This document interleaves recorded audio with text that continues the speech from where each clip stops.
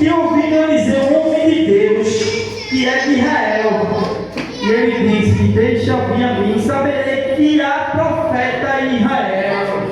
Veja que ele foi convicto porque ele sabia que ali era de Deus. Ele sabia. Nós temos que estar cientes das coisas de Deus, meus irmãos. Não podemos fechar os olhos, não. Aí ali Naamã foi e chegou diante de Eliseu. A Bíblia vai dizer que sucedeu que Eliseu, o homem de Deus, veio Naamã com os seus cavalos e com os seus carros e parou à porta de Eliseu. Então Eliseu mandou um mensageiro dizendo: vai e lava 7 vezes o Jordão, e a tua carne tornará e ficar purificado. Porém Naamã muito se indignou e se foi dizendo: eis que eu dizia comigo, certamente ele sairá, põe-se de pé, passará a mão diante da minha lepra, levantar a mão para cima e orar, e eu serei purificado. Mas não é assim não, amar. Não é como tu pensa não. Muitas coisas que pedimos a Deus já com a resposta, mas não é assim não. A resposta vem de Deus. Deus age certo. Deus pensa melhor do que a gente. E quando a gente está pensando em 1 e 2, Deus já está em 3 e 4. Assim é Deus, a não agir na nossa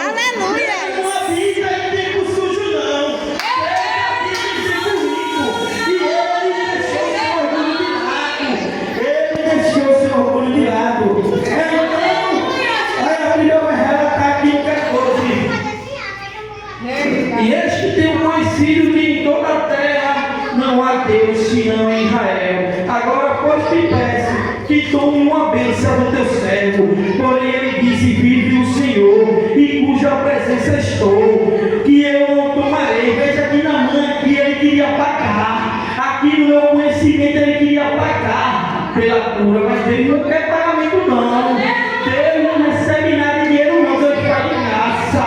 Mas você tem que pagar o preço. Você tem que pagar o preço. Você tem que jogar o seu joelho e glorificar. Você tem que exaltar o Deus Todo-Poderoso. Você não compra a salvação. A salvação é de graça, mas não é de todo jeito não. Não é de todo jeito que você vai entrar no céu não. Você vai entrar no céu. Você tem que estar diante da destra do Senhor.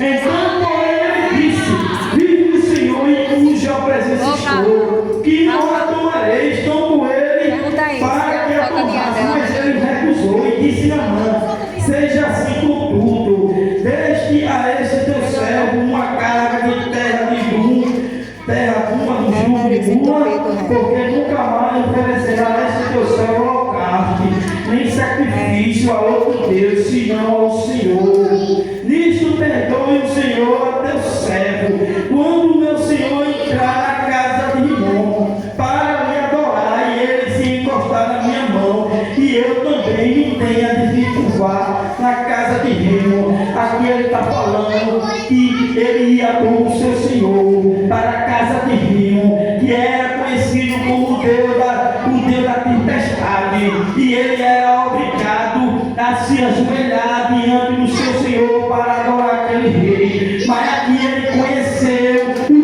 Todo-Poderoso. Veja que ele pediu desculpa ao profeta Eliseu. Ele disse, Eliseu, perdoa-me, Eliseu, que Deus venha me perdoar, Eliseu, porque eu tenho a obrigação de entrar com ele, e ali eu me dobrarei, mas não é de coração não, é por obrigação. E Eliseu disse, vai que, porém ele disse, Naamã, seja assim contudo, nisto perdoe o Senhor teu servo. Aí aqui no 19 ele diz, um tesouro, nisto perdoe o teu servo, e vá quando o Senhor entrar na casa de Rimon ali adorar, e ele se encostou na minha mão, e eu também tinha de curvar na casa de Rimon, quando assim mesmo curvar na casa de nisto perdoe o Senhor teu servo. E ele disse, vai em paz, e foi-se dele uma pequena distância. Então, a Bíblia vai relatar no capítulo 20 que Geise, moço de Eliseu, homem de Deus, disse, eis que meu Senhor impediu a este Ciro Naamã da sua mão se desse alguma coisa do que trazia. Veja que aqui o moço de Eliseu, ele já cresceu o oi. Deus não quer oi grande não. Ele cresceu o oi nos talentos de prata. Ele cresceu o oi tudo. Deus não quer oi grande aqui não. Deus quer que os irmãos vivam em união. Se tu cresceu, eu ainda vou crescer. A gente vai crescer junto. Tu não é melhor do que eu, mas eu não sou melhor do que tu.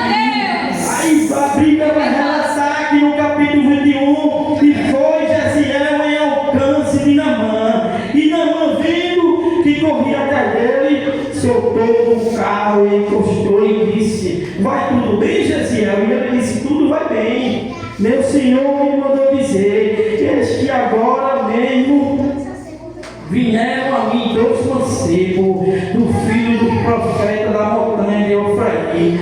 Dá-lhe, pois, um talento de prata e 2 mudas de vestido. Veja que ele pediu que Naamã ia oferecer em troca da sua lepra, pensando que ali ninguém estava vendo, ninguém faz nada